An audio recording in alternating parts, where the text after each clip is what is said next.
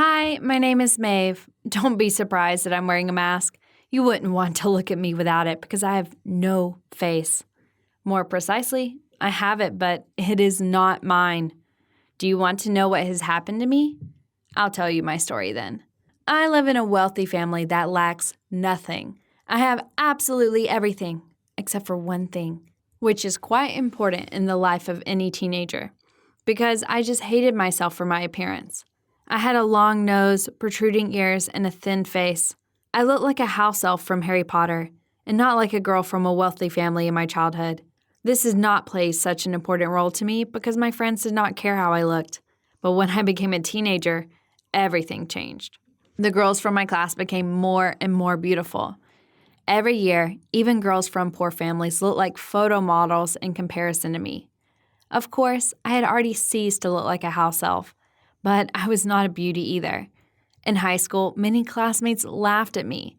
They used to take pictures and make memes with my face. But over the years, the bullying almost stopped. My classmates grew up and left me alone.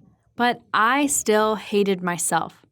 My parents, relatives, and friends insisted that I just had to take care of myself, and that would help me to become more beautiful. But I thought these tips were useless. What was the point of looking after the ugliness? I had to think of something else. And then one day, a great plan came to my mind. In the last year, I have read and watched a lot of videos about face transplants. In the case of choosing a cosmetic option, the result could be even better than plastic surgery. I could become a real beauty because I had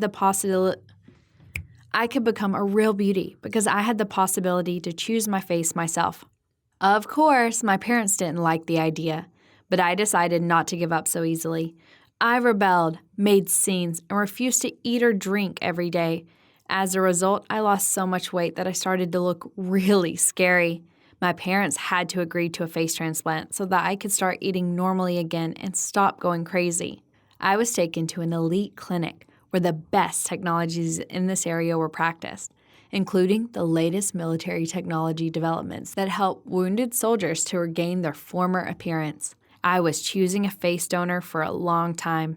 At that, I could never stop thinking that I was choosing the face of a dead person. On the other hand, I could give their faces a new life, and that inspired me. Finally, I chose one of the selected donors that suited me just fine. It was a girl a couple of years older than me. The director of the clinic said that this was a very important decision. He looked at me and advised me to decline the surgery because I was already beautiful in my own way. The doctor warned that I could have my previous appearance back only after a variety of surgeries, which could have an adverse effect on my health. But I did not listen to him and insisted on the surgery. More than 100 specialists worked on my face transplant for almost 24 hours, and only after a few long days, I could take off the bandage and look in the mirror. I was so shocked that I almost fainted because I saw real beauty there. My skin was smooth and clean, and my lips were full. Besides, I got a neat nose and normal ears.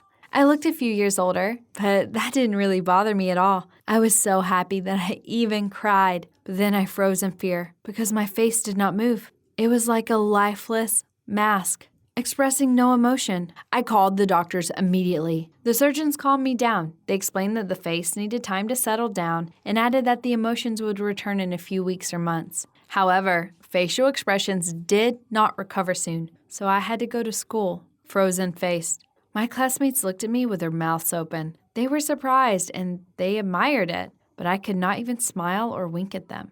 Therefore, quickly, my face began to frighten people instead of charming them. But after a few more weeks, I was finally able to enjoy my face because it restored the ability to show emotion. I began to catch the enthusiastic glances of the guys and hear the envious whispers of the girls. No wonder, because I became the most popular and famous student in our school. I went to parties, created a new TikTok and Instagram accounts where I was able to profile myself. I tried to show off my beauty whenever possible and even agreed to a photo shoot for a fashion magazine. And because of all the events, I completely forgot about the fact that my face belonged to another person. I thought it was not a big deal, but unfortunately I was wrong. I started getting strange messages on my social media accounts.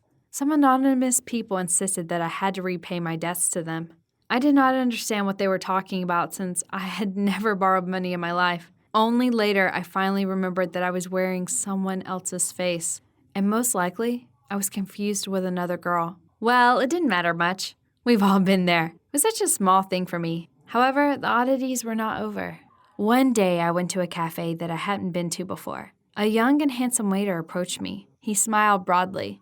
But when he looked at me, he screamed and dropped his notebook and pen. The waiter got very scared and began to whisper something about the walking dead. The administration even had to call his parents and doctors to bring him back to his senses. From the guy's family, I learned about the reasons for such hysteria. It turned out that he was a classmate of a girl who was the donor of my face. They were close friends, and her death from a fatal illness caused much pain to him. I felt really uncomfortable and wanted to get to know more about that girl. I found her social media profiles and saw that she was a really modest girl, despite her gorgeous face. But social media couldn't show me everything, and I realized this very soon. I kept receiving angry messages from anonymous users. I ignored them, thinking they were sent from envious people. But then I met one of those people in real life. I was returning home late in the evening when a man in a hockey mask grabbed me by my shoulder. He said that he was not very happy to see me. Then he began to demand money from me and said that this time he would do something awful if I did not repay him. I used a stun gun immediately and ran as fast as I could, calling for help. But the park was empty and it was terribly frightening. When I ran out of strength, I saw that no one was chasing me anymore. Apparently, he was frightened, but the whole situation did not please me at all. I was sure that this man would continue haunting me at home. I was afraid to talk about what happened. Like an idiot, I thought that my parents would force me to get rid of my beautiful face after this incident. So I locked myself in my room and started thinking about that girl. I wonder what made her get in with these people. I wanted to know the truth so much that I decided to find out from that waiter. When the waiter Jeremy saw me, he began to panic again. I explained to him that the face of his girlfriend had been transplanted to me, but he still felt very uncomfortable. I asked about her debts. Jeremy grew gloomy and started telling the story through gritted teeth. The girl's name was Kara. She got into a bad crowd. After she found out about her fatal illness, she decided to earn money for medical treatment and became addicted to gambling. As a result, she won nothing and became hopelessly indebted due to the stress. Her illness progressed even faster. The holders of her debt started to send her angry messages. They persecuted and tried to blackmail her. But these scammers did not get anything since she died. He suggested that I had to go to the police and said that he would go with me to the police station. We were told that after Kara's death, the suspicious company disappeared from the city for some time due to the fraudulent manipulations. There were many complaints about them, but the cops never managed to catch them. And apparently for this reason, the criminals did not know that the real Kara died, so they continued to persecute me, thinking I was Kara. Upon learning that the scammers were back in the city, the police decided to set up an ambush. I wrote to the criminals that I could give them money in one of the parks. One of the criminals came there and was immediately arrested. It wasn't hard to interrogate him and find out where the others were hiding. This story taught me two important lessons. First, I understand that looks can be very deceiving. Secondly, under no circumstances should you get in with bad people and wrong crowds. After all this, I thought that I had been through enough and could finally live a new life with a beautiful face. But my fate had other plans, or rather, my body. It all started with the fact that my face began to itch terribly, and then it started to get covered with dark veins. I became pale, and my face looked much worse than before the surgery. I did not understand how this was possible because I took all the pills prescribed by the doctor. I had to cover my skin with a powder foundation so that my parents and classmates wouldn't see anything unusual. And then another stroke of misfortune happened. Our school was quite famous, and from time to time, some successful people would come to us and talk about different professions. Once shop agents arrived, they were looking for new faces for the brand of youth clothing in Los Angeles. They talked to us, looked at our photos, and they pointed to my old photo and asked about me. They really liked my original appearance and wanted to work with me after graduation. When I heard this, I almost jumped with happiness. At that moment, I had forgot that I had someone else's face. My classmates embarrassingly pointed at me and explained my situation. The admin was very upset, saying that I had done the surgery in vain, and then signed a contract with my classmate, who did not have a very bright appearance. Because of this, I was so angry and shocked that my face was twisted and it looked creepy. I was immediately taken to the hospital. It turned out that the tissue rejection started due to very hard stress. Well, of course, I was really nervous. Recently, I was told that my face couldn't be saved and that I would have to do more than 20 plastic surgeries to restore my appearance. My parents were completely shocked, but promised that they would pay for the most expensive and best specialist. When I asked what kind of appearance I wanted, I chose my old face. I made such a choice because I learned one more thing. The most important lesson. You should love what you are because each of us are unique and we all have our own beauty. Do you have complexes about your appearance? Write your answers in the comments, leave a like, and share this video with your friends.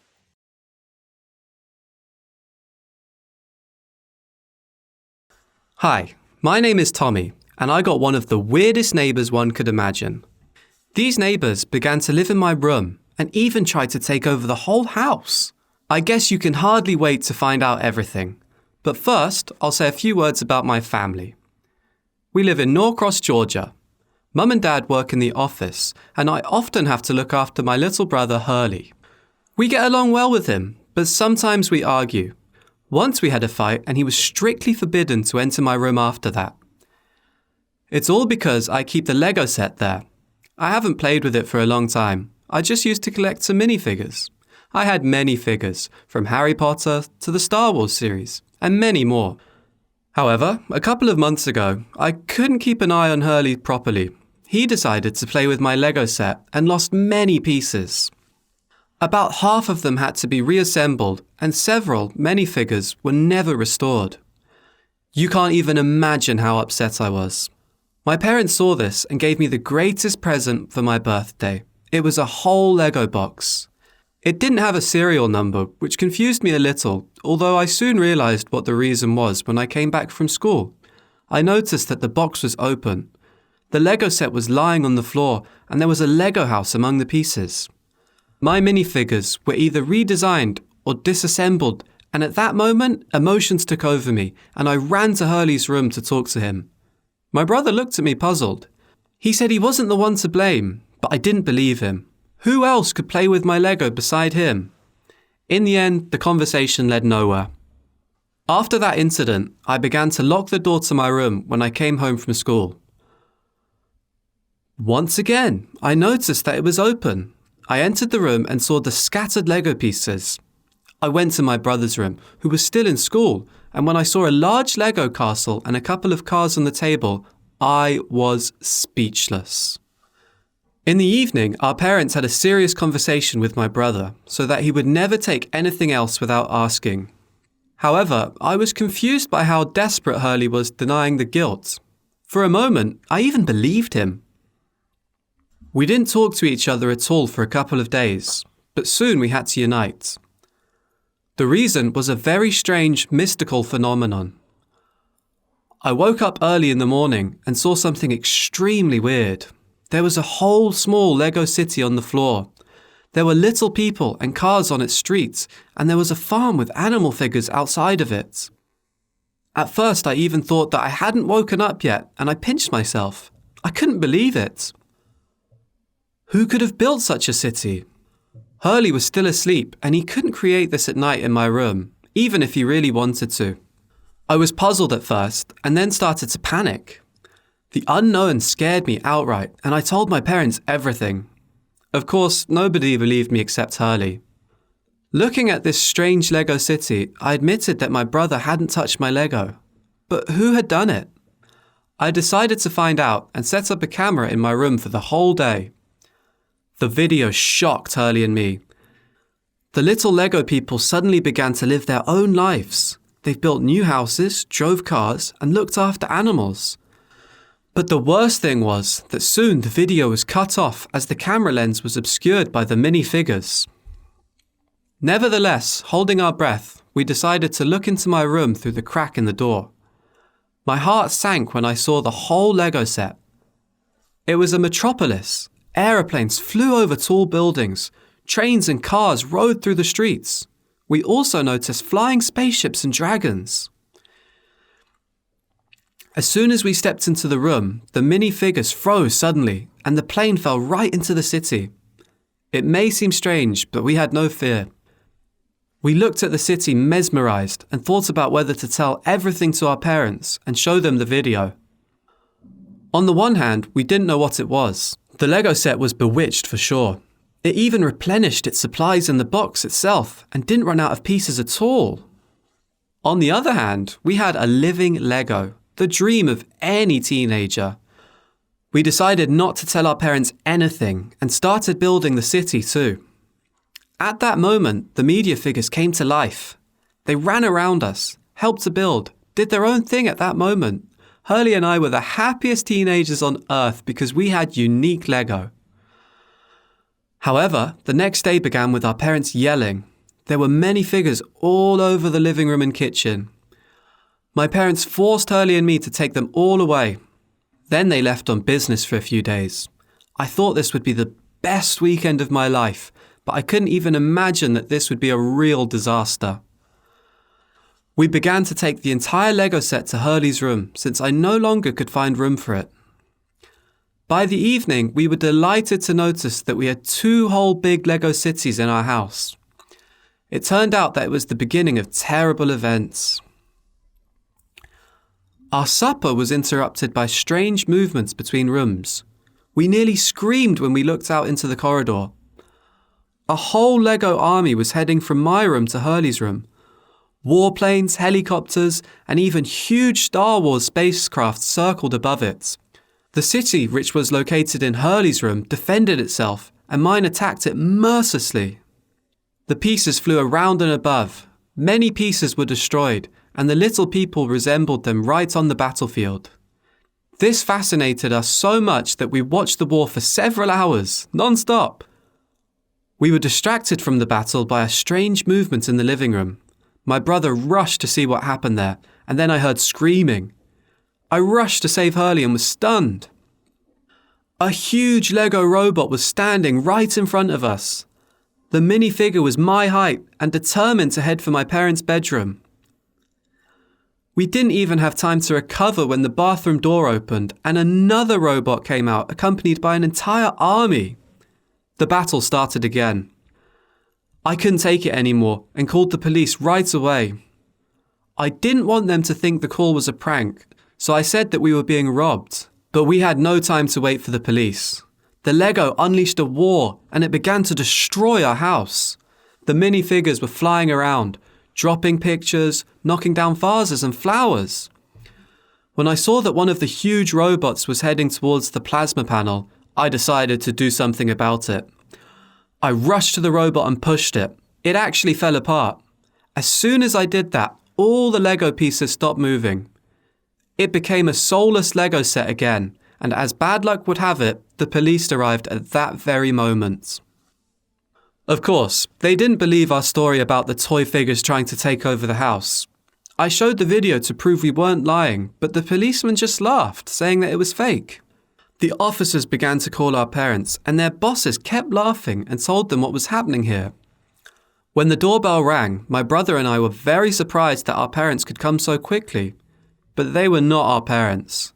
They were people in suits who entered the house, and they showed the police their documents. The officers stopped smiling, and they let the strangers into the house. The strange people introduced themselves as agents of a secret service who had been watching our house for several days. Their documents had a strange symbol with a circle and 3 arrows. They asked us to show them the living room Lego video.